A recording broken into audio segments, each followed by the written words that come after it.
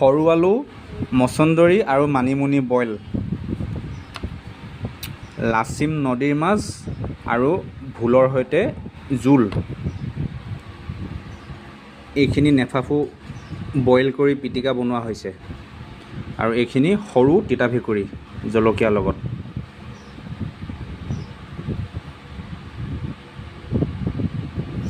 এইটো লাচিম মাছৰ ফ্ৰাই,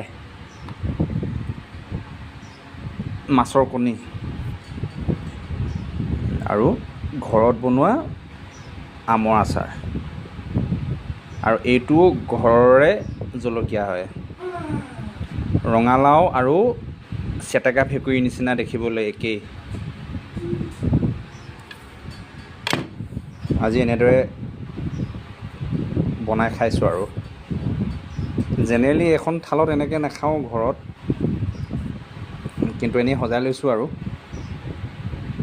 প্ৰেজেণ্টেশ্যনটো ভাল হয় দেখিবলৈ। আৰু পানী